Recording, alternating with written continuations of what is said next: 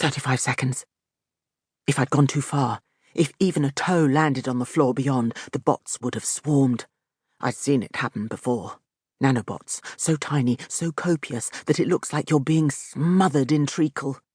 Once they're in your nose and mouth, you're quickly suffocated, which at least stops you feeling it when they dismantle you cell by cell. I'd had to rely on my memory and sense of time to make that perfect landing with my eyes shut. But guess what? I'm half human, on my mother and father's side. The rest of me is a child of the time vortex. Time is in my blood. Time is my blood. I'd come prepared for the next stage. I fumbled in my bag. Ah, damn! There went my lipstick. For a split second, I considered trying to retrieve it, but it was already buried in bots. No time to reproach myself. I had to keep going. I went back into my bag and brought out a self-inflating crocodile. This might well tarnish my reputation as a sophisticated psychopath, but I'd needed something that packed down small, and they were on sale. Open, inflate, throw, jump! 30 seconds. The crocodile gave a loud, unexpected squeak as I landed awkwardly on its back. The half a second I took to stabilize almost cost me my life. The treacle wave of bots was fast consuming my blow-up stepping stone as I reached for a second inflatable. 29 seconds. Open, inflate, throw, jump! Repeat. I made it to the end. On turning back, all I could see was the sharp-toothed, air-filled mouth of the final crocodile as the bots overwhelmed it.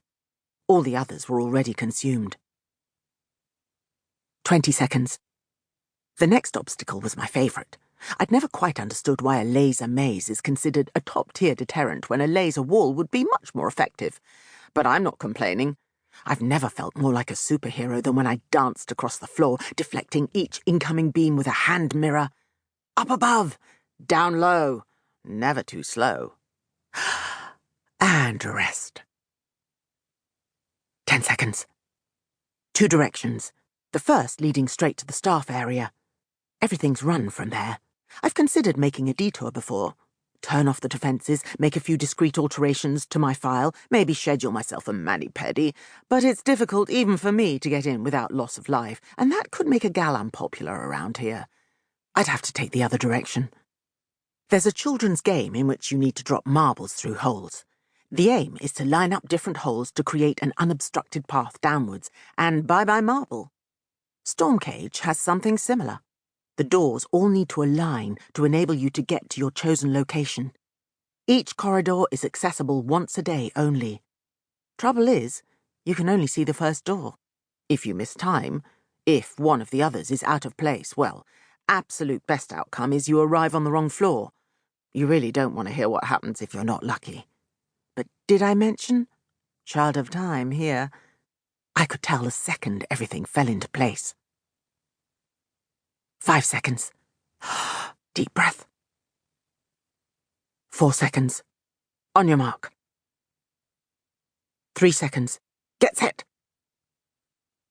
2 seconds. Go! 1 second. I ran. I dived. I flew through the first door. And I landed on the other side. Both feet together. Don't stumble. Arms up. I'd make any gymnastics teacher proud. 0 seconds. I still had the labyrinth to go, but I'd been through that so many times I could find my way even without a handy ball of string. Achievement unlocked. I let myself into cell 426 and pulled the door closed behind me. How lovely. Someone changed my sheets while I was gone. I must be sure to thank the guards. I sat down on my bunk and pulled the typewriter out of my backpack. What bliss! I'd finally found somewhere with the peace and quiet I needed to write my book. I started to type.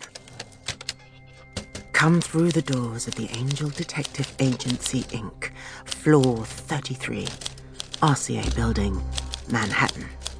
And maybe you're expecting just another private eye. Chapter 2. New York, AD 1939.